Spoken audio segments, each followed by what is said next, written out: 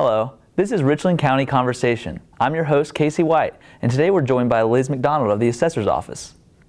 Casey, thanks for having me today. This is a great opportunity to get the word out about reassessment and maybe dispel some of the myths and anxiety that it causes. Yeah, and I think one thing that people think about when they think of reassessment is property taxes. Can you talk about how this impacts property taxes? Yeah, the valuation is a component of property taxes, but it's actually affected by your assessment ratio and the millage rate. And in a reassessment year, actually millage is rolled back, and millage is set by county council and the auditor, and the rollback millage actually gets us where we're revenue neutral. You can't get a big windfall of taxes just because values have increased. This year we anticipate about a $1.4 billion increase in taxable value, and the auditor and council are going to go back and do their homework and adjust that millage backwards. So you could see even a reduction in your taxes even though the value might increase. And how is the value for assessments determined? Wow, I wish that was an easy question. In Richland County we have about 174,700 parcels, and we break the county up into over 1,000 homogeneous neighborhoods. And so what we're going to do, we're going to look at what the market's doing over this 5-year period. Is it going up at a stiff pace? Is it staying kind of steady? Is it even going to see a little decline? Fortunately, we don't see the declines. We typically see steady eddy increases.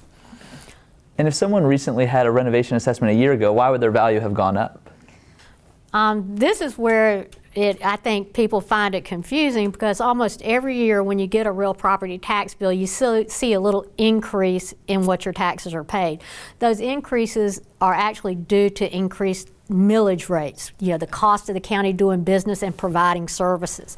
So what happens in a reassessment year, you reassess, and that value is supposed to stay the same for 5 years unless you have an event such as a renovation or an assessable transfer of interest where it was a sale of the property in an arm's length transaction.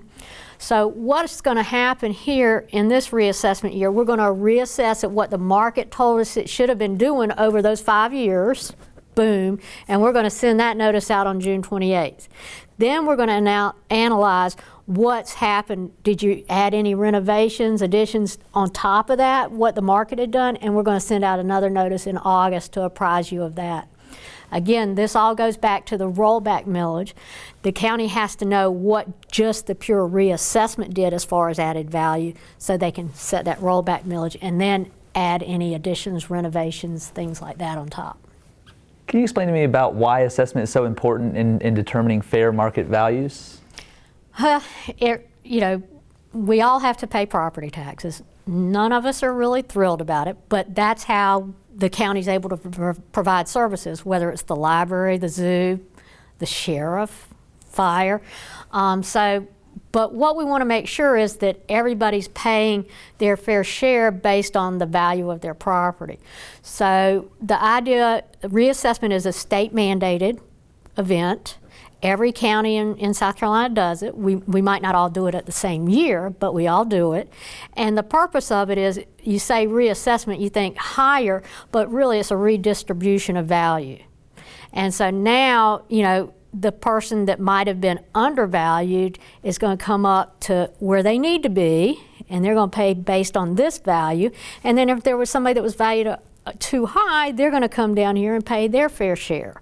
So it's all about redistributing the valuation so that everybody pays what's required of them based on their value. Can you tell me a little bit about the appeals process? I sure can. It really is a painless process. I mean, your meeting is a very informal meeting with you and the appraiser, and the appraiser is going to provide the information that he used to determine the fair market value, and you as the property owner would be able to provide your information. And 99 times out of 100, you're going to find a meeting of the minds, and where these values are understood by either and or both sides. Typically, the ones where we can't find this meeting of the minds are difficult are going to be unique properties. It's going to be the 2-story house in all 1-story neighborhoods. It's going to be the 500 square foot house when you have all 500,000 square foot houses. It's going to be, those are going to be the tough ones. But in all actuality, less than 5% of the total properties appeal each year.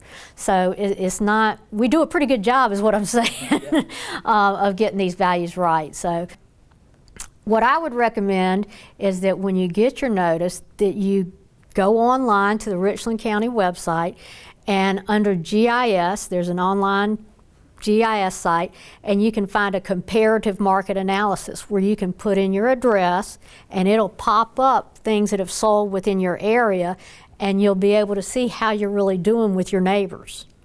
You can also, it'll also allow you to export a CSV file, a comma separated value file, that you could put into Excel and be able to manipulate and see how you compare against what's sold over the last year, 2 years, 3 years, 4 years.